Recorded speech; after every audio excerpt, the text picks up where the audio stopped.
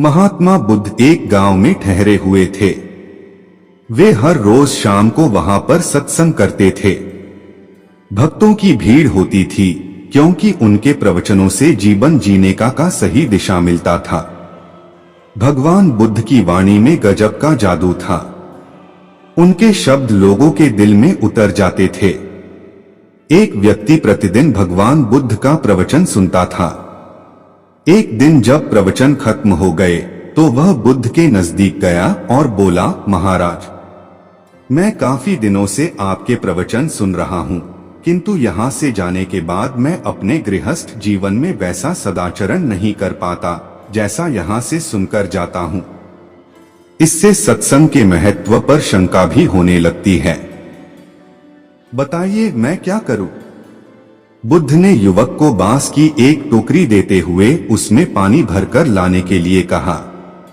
युवक टोकरी में पानी भरने में असफल रहा। बुद्ध ने यह कार्य निरंतर जारी रखने के लिए कहा। युवक प्रतिदिन टोकरी में जल भरने का प्रयास करता, किंतु सफल नहीं हो पाता। कुछ दिनों बाद बुद्ध ने उससे पूछा, इतने दिनों से टोकरी में लगातार जल डालने से क्या टोकरी में कोई फर्क नजर आया? युवक बोला, एक फर्क जरूर नजर आया है।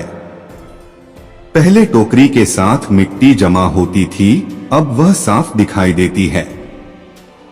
कोई गंदगी नहीं दिखाई देती है और इसके छेद पहले जितने बड़े नहीं रह गए, वे बहुत छोटे हो गए हैं।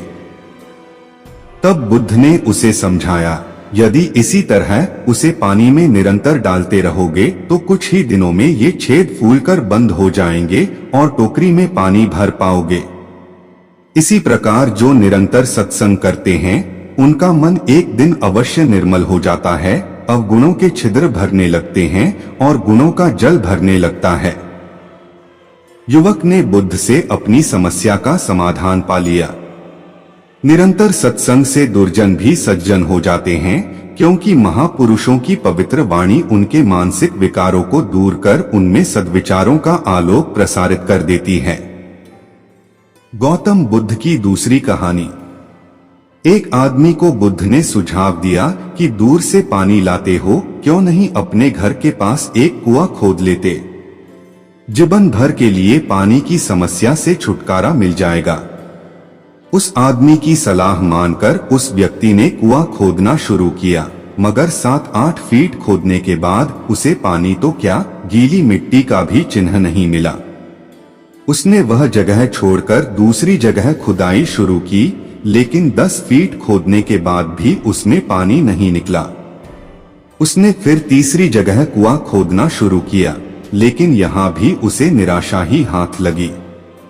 इस क्रम में उसने 8-10 फीट के 10 कुएं खोद डाले, लेकिन पानी कहीं नहीं मिला। वह उदास होकर बुद्ध के पास गया। उसने बुद्ध को बताया कि मैंने 10 कुएं खोद डाले, मगर पानी एक में भी नहीं निकला। बुद्ध को आश्चर्य हुआ। वे स्वयं चलकर उस स्थान पर आए जहां उसने 10 गड्ढे खोदे हुए थे। बुद्ध ने उन गड्ढों की गहराई देखी और सारा माजरा समझ गए। फिर वे बोले, 10 कुएं खोदने की बजाय एक कुएं में ही तुम अपना सारा मेहनत लगाते तो तुम्हें पानी कब का मिल गया होता। तुम सब गड्ढों को भर दो, केवल एक गड्ढा को गहरा खोदो, पानी अवश्य मिल जाएगा। उसने बुद्ध की बात मानकर ऐसा ही किया। परिणामस्वरूप कुआं पूर्ण होते ही पानी निकल आया। सबने भगवान बुद्ध की जय जयकार की। दोस्तों, इस कहानी से आपको क्या सीख मिली, कमेंट बॉक्स में जरूर अपनी राय दें। अगर मेरे चैनल से नहीं जुड़े हैं तो मेरे चैनल को सब्सक्राइब अवश्य कर ले। कहानी अच्छी लगी है तो एक लाइक अवश्य कर दे। वीडियो पूरा देखने के लिए धन्यवाद।